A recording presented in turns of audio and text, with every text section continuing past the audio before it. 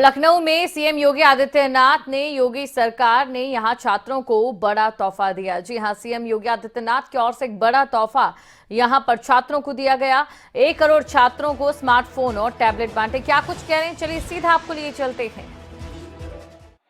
कि प्रदेश के सभी 75 जनपदों की उपस्थिति में इस कार्यक्रम को हम आगे बढ़ा रहे हैं और यहां पर हम लोग न केवल अपने छात्र छात्राओं को जो स्नातक और प्रास्नातक में अध्ययन कर रहे हैं उनको, बल्कि प्रतियोगी परीक्षाओं में भाग लेने वाले और प्रदेश की कोचिंग संस्थाओं में, मुझे याद है जब लॉकडाउन प्रारंभ हुआ था, सबसे पहली चुनौती हमारे सामने आई थी कि कोटा में जो बच्चे प्रतियोगी परीक्षाओं की तैयारी कर रहे थे, उन बच्चों के लिए कैसे उनको उनके घर में सुरक्षित लाया जाए।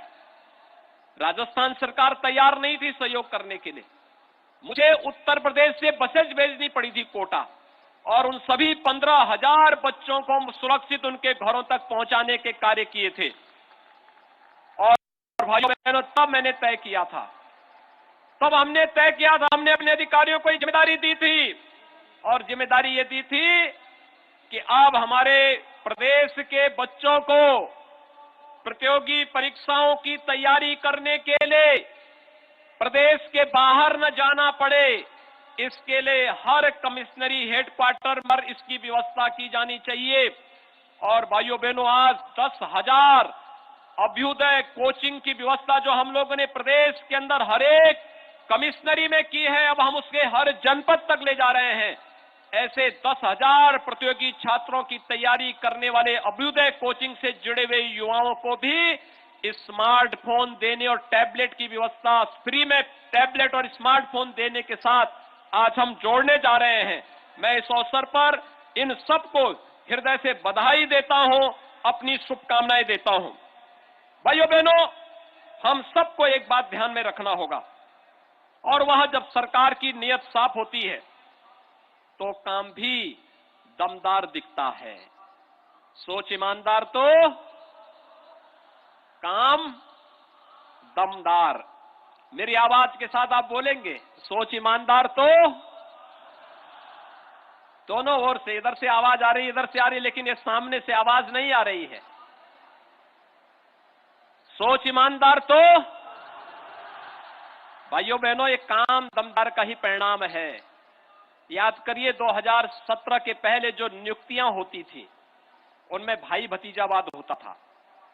उसमें कुछ जगहों पर तो ऐसा होता था, कोई नौकरी चलती, कोई नौकरी निकली, और नौकरी निकलने के बाद एक खानदान के लोग, एक वंश के लोग, चाचा भी, भतीजा भी और मामा भी, अरे सभी लोग वसूली में निकल पड़ते थे। ये सभी लोग निकल पड़ते थे। महाभारत का कोई रिश्ता नहीं छूटता था जो वसूली में नहीं निकलता हो।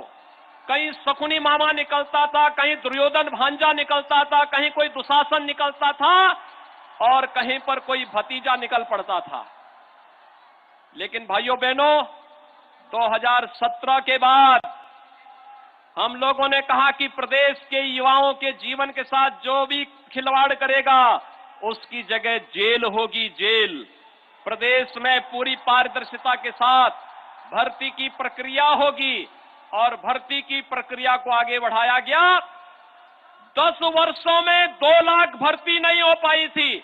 हम लोगों ने मात्र अभी 5 वर्ष भी नहीं हुए हैं, 4.5 लाख युवाओं को प्रदेश के अंदर सरकारी नौकरी दी है। प्रदेश में कानून व्यवस्था की बेहतरीन स्थिति थी, तो परिणाम सामने आ गए। एक तरफ जो माफिया पहले गरीबों की संपत्ति को हड़पते थे, व्यापारियों की संपत्ति पर कब्जा करते थे, सत्ता उन्हें संरक्षित करती थी, उन माफियाओं की अवैध कमाई पर प्रदेश सरकार का जब बुलडोजर चलता हुआ दिखाई दिया, तो उसके बाद माफिया और अपराधियों के संरक्षणदाताओं के भी होश उड़ते हुए दिखाई दिए।